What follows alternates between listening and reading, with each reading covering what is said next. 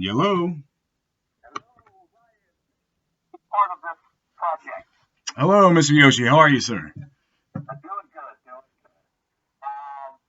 Today, we're doing this career day talk, and so it's going to be great interviewing you. But I think the viewers don't know, or I guess the viewers don't know who you are.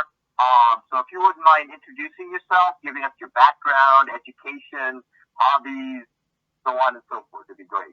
Okay. I could go on for days, but my name is Ryan Gray. I am a ceramics professor and ceramics artist here in San Diego.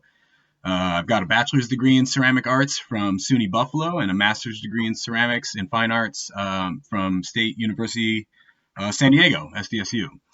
I've been a professor for 6, going on 7 years at Maricosta. I also teach at Miramar. I teach at Southwestern College.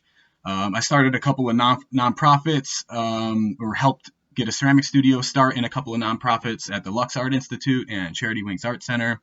I've also been teaching elementary school ceramics for the last 10 years at the Gateways summer program. And I mostly worked in functional and wheel throwing a good portion of my artistic career, but in the last decade or so, I've expanded into all sorts of sculpture and paintings even, but still working traditionally on the side too. And were you always like, even in high school, did you know you wanted to be a ceramicist? So yeah, that's a good question. I was super fortunate to go to a really nice high school in upstate New York called Lewis and Porter Central High, and they had an amazing art program. And early on, in about 10th grade, I started taking ceramics and sculpture classes, as well as other art classes. And getting out of high school, I had no idea what I wanted to do. I had good grades, scored high on testing and all that, and it was a toss up, like, Air Force, doctor, Potter. It was kind of a toss up. So going into Buffalo State, I knew I wanted to continue to do ceramics, and I was kind of leaning towards art education, which was my major for the first semester. And then by my first semester of college, taking kind of gen eds and a ceramics class, it was that semester I decided I wanted to be a ceramics professor in college. So early on, I made the decision, probably about 19, that's what I wanted to do. And I was still flexible at that point. I still kind of considered teaching K through 12. But I just kept leaning further into ceramics, and the further I went on with it, the more sense it made as a viable career path and what I truly wanted to do. Yeah. And what did your parents do? Are they artists? So my father was a firefighter for 30 years. He also held some other jobs along the way, realtor stuff. And my mother was a special needs teacher in elementary school at the local school that I went to my whole life. But they've been pretty supportive my whole career. In undergraduate school, of course, they were still pressuring me to, be a doctor, be a dentist, be anything but an artist. Because I could have, I did well in school. So they, even until probably my 5th year of college, they really didn't accept the fact that that's truly what I wanted to do. It really wasn't until graduate school where I think they got in full support of what I was doing. So what was your response like, when if we role played, I'm like, well, why don't you go make some money doing something that's, a major that's more traditional? What was your response to that? I think what worried them the most is I really never had a true clear cut answer other than like I love what I do, and I was good at it, and it was the only thing that could hold my attention all day, every day. As a young artist in undergraduate school, and you're majoring in art, we spent at least 12 hours a day, 7 days a week, year round in the studio. Some hours are more productive than others, of course, in art school, but it really just nothing else really. In fact, I kind of lean back to something you told me, is like nothing else really made sense to me. I had a lot of I think it was you told me once that, and I tell my students this now, it's great, that if nothing else in the world makes sense to you, then pursue your artistic career. And that's kind of what it was for me, is nothing really else clicked the way sculpture and ceramics did, and working with my hands. And for me, ceramics is a beautiful balance between technical and conceptual, right? There's a lot of technical knowledge to obtain to be successful, but then obviously we all have to be creative to be artists. So it was a nice balance for me there. And what's your practice like now? Do you have a studio? How do you proceed in your work? So it's always evolving. Some years I'm super busy and I'll work up to 5 jobs. And some years I have more time to work. And then depending on my living space, a couple years ago I had a full-blown studio set up at home with kilns and wheels and everything. And unfortunately I had to move and I had to downsize. So now I have just a wheel at home and some shelving space and table space in a nice covered little private area. But fortunately, I have access to all the colleges we work at, and although I can't really produce a lot of work for myself out of them, nor do I have the time, but I'll utilize the facilities of where I'm teaching and utilize the space and where I'm educating everybody else to work on my own stuff from time to time. And I find a balance between working like traditionally and functional wares, kind of maybe a let's call it art with a lowercase a, and then finding time to do big work and sculpture work and paintings has become really difficult. Being stretched between all the schools and living in San Diego is obviously not the easiest thing to survive here. So just because of the cost of living. So it's a struggle to find a balance between teaching and making art, and for me it's always changing. I guess some months are better than others, some years are better than others, but I've been pretty active lately, especially during this quarantine. I think it's actually been nice for me I've been revisiting old works that I never finished, and just revisiting some old reading and writing that I had done, and really starting to stir the coals up a little bit in quarantine, which is kind of nice. I've been moving artwork that I haven't sold back and forth as exercise. Just reorganizing and dusting. Oh, I totally get it. Yeah, I've been like, man, this didn't sell for $700. Maybe I'll give it to 800. Yeah, or spray paint it pink and light it on fire and see what happens. So, was there ever a point in your process where you were just like, hey, man, I could do this. Like, I could do this as a living. We all have our doubts, right? And especially until I'm like full-time tenured into a college or university somewhere, I'll probably still always have those doubts. But I at a point you wanted to just give up? No, I don't think I ever could. And it really worries me right now with the schools closing and classes being canceled. I've had 2 classes at Maricosta that was scheduled for this summer to get canceled. And now there's even murmur that it won't be ready for the fall. Just murmur, nothing on record. But I've just heard talk that they're not sure if they're ready for the fall yet. And we haven't signed any contracts yet. So if that's long term, that's really scary for me, not to be able to teach what I do. Now, mind you, I could go private, I can do videos from home, but that's not something I really want to do. I've always been attracted to the scholarly aspect of being in a college or university, where teaching arts and crafts from home or pottery or things like that, or I don't know. I don't want to be, that doesn't seem a good fit for me. So I might not have a choice given the current circumstances, which has made me worry recently more than ever in my life about this as a viable career path. But I think as an artist, I could be living in a van. I could be living in the Hollywood Hills. It doesn't matter, right? It just depends on what you are willing to accept, and for how long, right? So, it's definitely full-time professorship is my main goal in life. But if that doesn't work out, I don't think I could ever stop making art. I don't think I could ever stop being an artist at this point. Now, and what are some other jobs that you've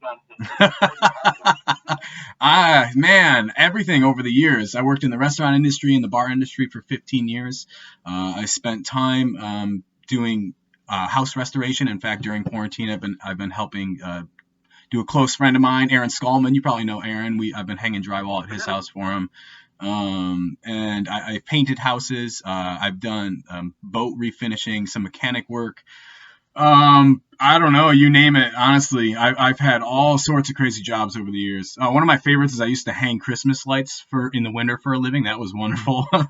uh, just it was great money. It was great money. We made a ton of money doing it.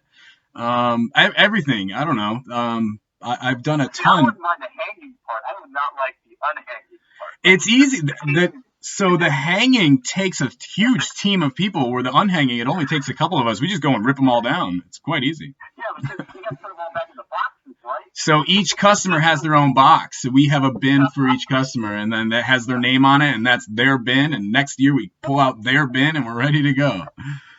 Just weird, random stuff. Oh no, no, no, no, no, no, no, no. No way. So yeah, a little bit of everything. It's obviously mostly hands-on stuff that I've done. Even this summer, I don't know what to do. I had a lot of opportunity lined up teaching multiple classes all summer.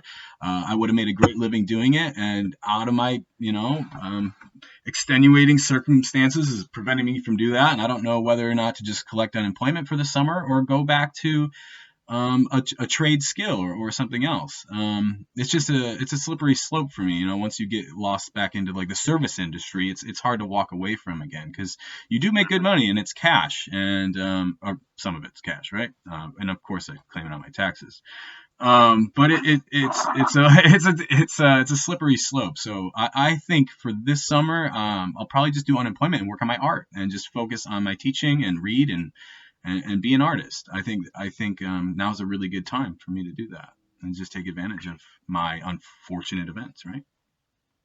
And so, how does do you exhibit at galleries, or do you sell your work, at fairs, or how does that work? So personally, recently, I haven't been exhibiting much. I do sell some stuff here and there. I have commissions here and there. Just getting Can my. you tell me about commissions? How does that work? Mostly it's through people I know. I've had a couple of small businesses or restaurants ask me to do things for them. And it's not the most pleasant work, right? Commission work is not very fun, because the customer has a lot of say in what you do, right? So, but it's just come through word of mouth, mostly just talking about it, meeting people, and telling them what I do, and they figure out, the skills that I have and how I can help them. So I've done some, maybe up to like 100 pieces in terms of ceramic wares and commission work, or sometimes even like urns. I've been commissioned for urns, or little things like that. But in terms of, really fine art galleries, it's something that I've been struggling to stay consistent with over the years, especially getting out of grad school, right? It was one of the biggest transitions, where you're constantly working and showing amongst a group of your peers. And then getting out of grad school was a tough transition to stay relevant and stay self-disciplined. And that's something that I'm continuously working on every day. Yeah, I don't know. And so, your ultimate goal is to be exhibiting in a gallery and Yeah, having. absolutely. And I'd like to be versatile enough to work. I wouldn't say crafts fairs, but make some more small, unique pottery, tea bowls and things. I'm making a lot of teapots lately, tea bowls and little smaller items. I'd like to be able to market that and have that as kind of just another exercise in my artistic career. And then ideally, I have some more paintings and sculptural and wall work in the works that would be exhibited in a gallery for sure. Would you ever think about I have a friend up in New Mexico that makes work but has his own gallery and like a shop? Yeah. Would you ever consider doing something like that? Yeah, I would. Again, I'd still priority would be to be in a college or university, but more recently, I've really started to entertain what it would be like to have that, perhaps even in addition to, especially adjunct professorship. It would be nice to have in addition to. Yeah, I could teach some classes, but teaching ceramics classes to the public is a very different thing than teaching ceramics classes at a university or a college. It becomes people's hobby. I think mostly in the public eye, where I can expect a lot more intellectual work mm,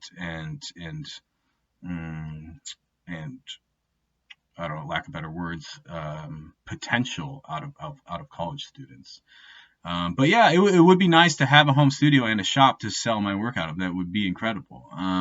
And I see more and more people doing it, and I see people making a living off of it. And the work that they make is good, but it's not even that great. They're just doing it and taking the risks and putting themselves out there and making it happen. So it's not something I'm against, and it's definitely something I've been entertaining more very recently.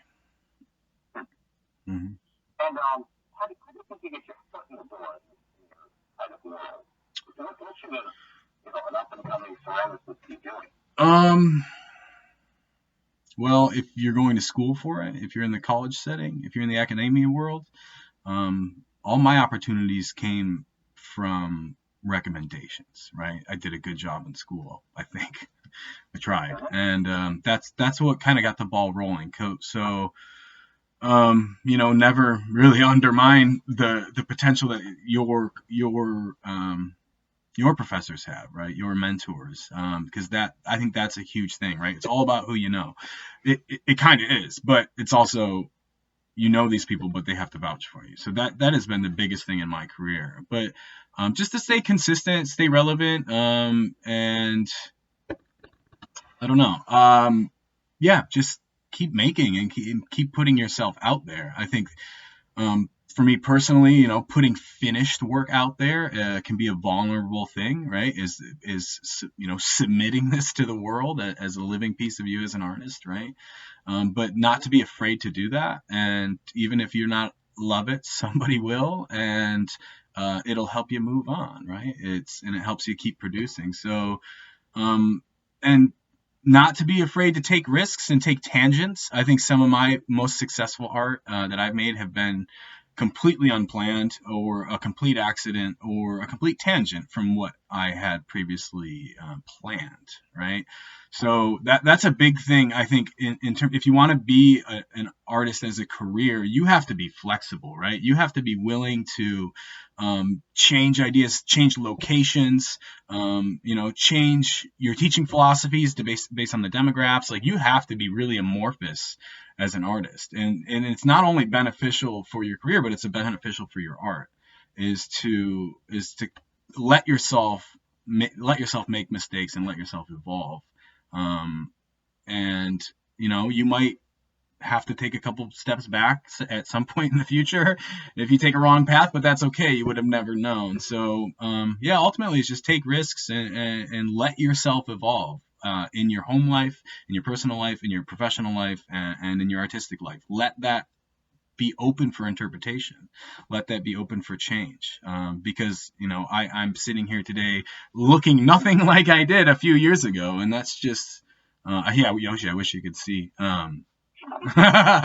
Yoshi, you wouldn't recognize me anymore. I assure you, you would not recognize me who I am anymore. And how is anybody to predict that? So it's the same goes for art. Is just let yourself morph, let yourself evolve, but then also just stay in touch, stay in good contact with your mentors, the people that taught you, the people that brought you up.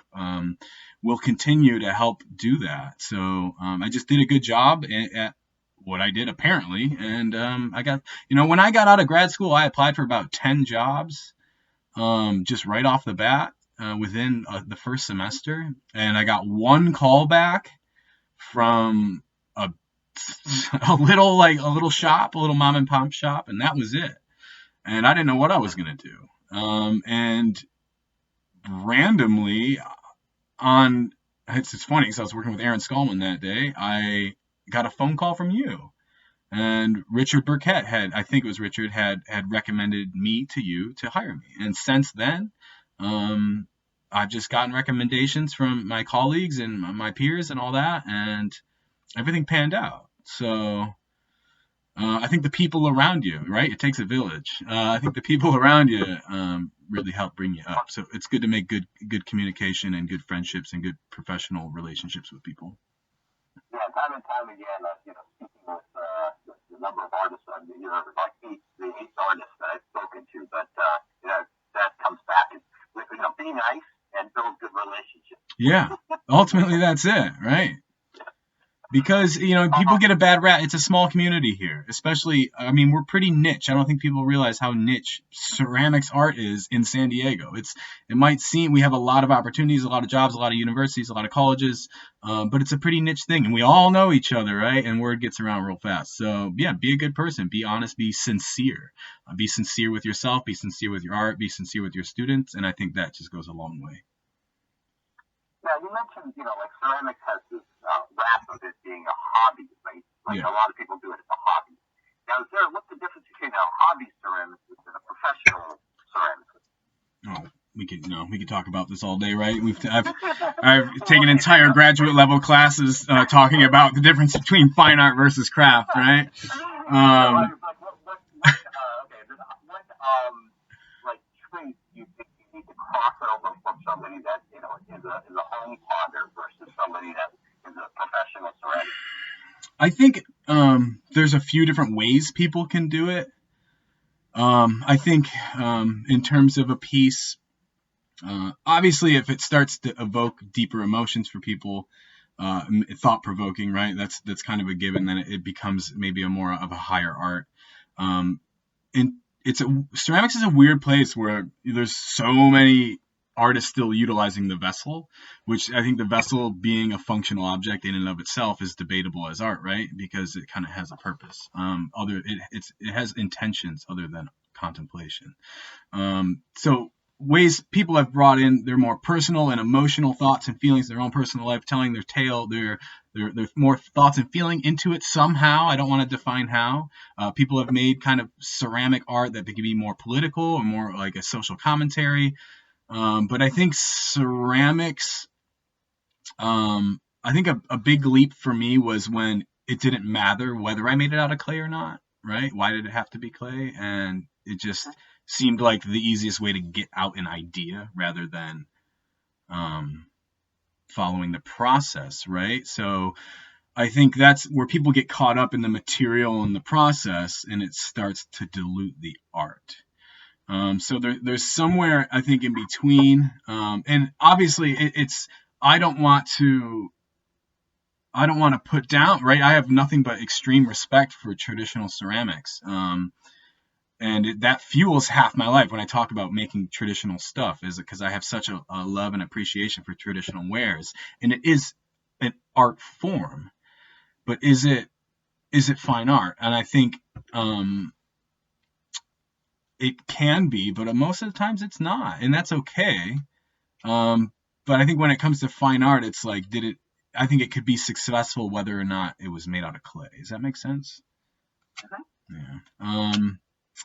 And originality. That's another big thing where is it original? Is it unique? So there has been not traditional, but traditional ceramic wares that have shown face in higher art worlds because they were truly unique, right? I mean, even look at, was it like Duchamp's toilet, right?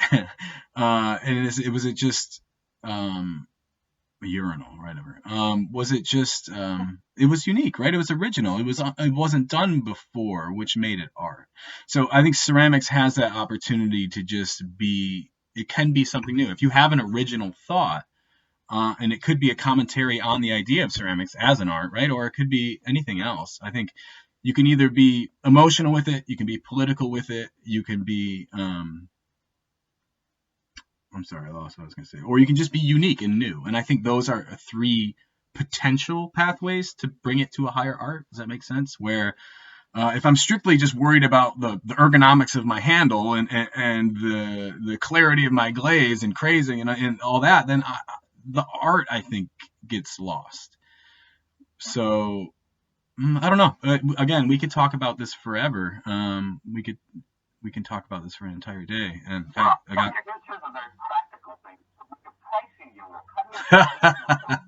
how do I price my work? You got that's 12 inches high. You got a pint glass that's 12 inches high. Very big pint glass, but how do That's tough. That's tough. Because for me, I'll make things sometimes and I don't even want to sell them. I'm like, oh my God, it's perfect. I love it. It's rare, maybe about once a year. Um, it's hard to say. So in terms of, I think, functional wares and ceramics wares, it's kind of pretty easy to gauge the market. You just look at other artists who are efficiently selling their work that are relatively similar. You just kind of see what other people are doing. But I think soon as it leaves that Etsy shop, soon as it leaves that crafts fair, and soon as it gets into a nicer gallery, then it's you kind of have to play to your demographic, right? Like I would sell a painting for a different price in um, Santee than I would in La Jolla, right? I would kind of scope the demographic out a little bit there. I don't know if that sounds offensive to anybody, but scope the demographic out and the work you're showing with. I think that's important. But it's what it's worth to you, you know. Sometimes I'll make stuff and I'm just so happy and confident about it that I'll put, a 4-digit price tag on it, and I don't care if it sells or not because that's what it's worth to me. And again, if I go through the archives in the garage a couple years down the line, I might try and reintroduce it. Maybe a little bit less money, but um, yeah, it's a hard thing to gauge, like I said, because sometimes I'll make paintings that take me the same amount of time of work than it takes to make a tea set, and the paintings will sell for thousands, and the cups will maybe 100, 200, 300 for the whole set. So and that's just here, and that's just Americans market too, right? So are you showing here? Are you showing internationally? And all that changes. So I guess you got to just adjust your market and what things are going for. That's how Yeah, I. you mentioned, La Jolla. Yeah. Would you consider, to live here for an artist, an emerging artist, that maybe just got out of grad school? Yeah. Would you consider moving to like Gary, Indiana, or Lansing, Michigan, or Absolutely. Wisconsin? I would live in a van in Montana if I had a good job set up and I had access to the facilities and I had a good group of students to teach, and some fresh water. Yeah, Archie Bray. yeah, Archie Bray. absolutely. I would love to. I've kind of gotten comfortable in San Diego. There's a lot of opportunity here. Um, there's a lot of jobs. I'm from Buffalo. There was one community college that had ceramics. Here we have many all over the county. So there's just a lot more potential here. So if I had something lined up, I would go anywhere in a heartbeat. I grew up most of my life in Buffalo, New York. I love the city. It's got a lot of love. But it's miserable. Like 7 months out of the year, seasonal depression is a real thing. But, that being said, there's nothing better than to be stuck inside your house because you know what you're going to do? You're going to make art, hopefully. You got nothing better to do. You got no distractions. You're in the middle of Buffalo in negative 20-degree weather. What better thing to hunker down and make some art or sit next to a kiln or stoke a wood kiln? That sounds amazing. It's beautiful. So, yeah, I'm open to anything. What's that?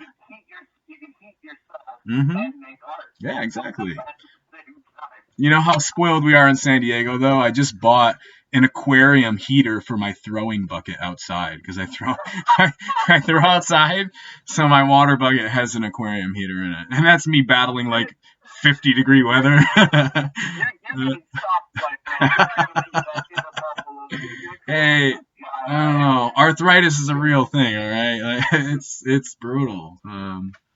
But yeah, I would go anywhere, and that goes back to me talking about being flexible as an artist or as a professional. I'm super flexible. I'm open to anything as long as I think the potential for having impact on students is there, and young students, right? So to kind of leave a legacy, if I feel like it has the students there, the facilities there, I'd go anywhere in the world in a heartbeat. So being flexible really helps. Yeah. That seems like your strength. Yeah, I think so. And I love being comfortable though. Like I surround myself with comfortable things, but I'm okay with letting most of them go. Do you have like student loan debt or something like that that you have to pay back? Yeah, it's on hold right now, thankfully. The government, all mine are federally consolidated, so all my payments and interest are on pause right now. But yeah, I have a staggering amount of student loans. It's quite upsetting, but I try not to think about it, and I just kind of pay the minimum and move on. Hmm. Yeah, well, the government takes 10% of my income. That's what happens. But, so. One of the things I have a friend who said, I divorced my wife and her name is Fannie Mae. Yeah, Sally Mae. It's my ex-wife, Sally Mae. Yeah. Sally Mae. That was it. Mm-hmm. So what's the most useful bit of advice someone's given you on this journey to become a insurance? Oh man, that's a really good question. There's been so many.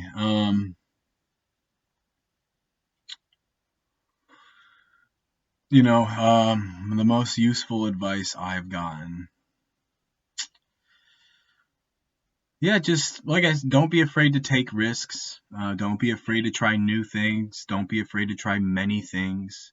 Um, don't give a crap about what anybody else thinks in the world, really, except for your mentors, because they're going to help you later on.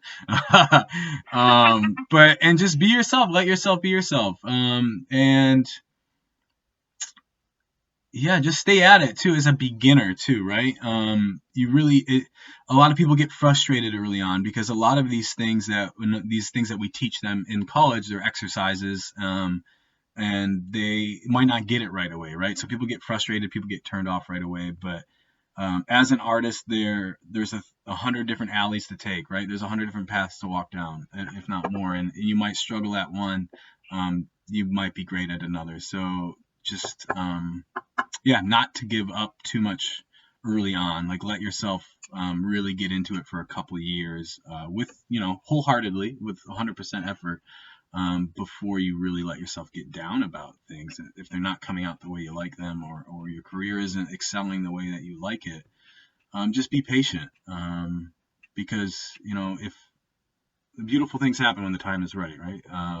And you just got to be prepared for the opportunity when it comes.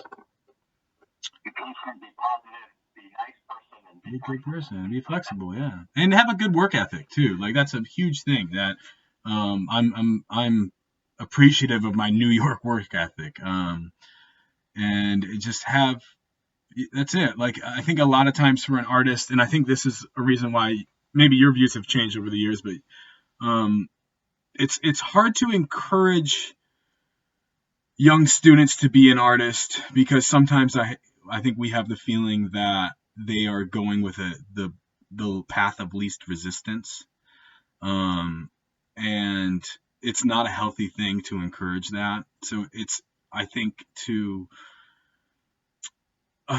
create a good mentorship is to really take your time and make sure that they're taking these things with a grain of salt, and that I don't know, and just to make sure that there isn't a career path that will ultimately make them happy at the end of the day. Like if you become an artist, you become an art teacher, and you're mildly successful, are you going to live in regret for the rest of your life that you didn't become that pilot or that plastic surgeon? Is that going to bother you? So I think you have to be true to yourself. When you'll never be happy, right? If I if I had my heart set on having the wealth of a corporate banker, and I just keep puttering along in my ceramics education degree and career, it's never going to happen. I'm never going to be happy. So you kind of have to have realistic goals for yourself, and set up those realistic goals, and tackle them one at a time. And if they still make sense as those dominoes fall, then just keep riding the wave. And if they don't, then you'll follow your heart. It will tell you where to go. You just have to listen and stay healthy so you can hear it, right? Well, thank you so much, Ryan. This has been great. You've been really inspirational. My students are gonna really love this, and I'm really looking forward to seeing more of your work. Whatever comes out of this COVID time. Yeah, I got great things in the works. Let's see if I can actually just tie up, finish them and commit, right? Great. Well, thank you so much. All right, Yoshi, it was great hearing from you. Be safe. Okay, bye-bye. See you. Bye.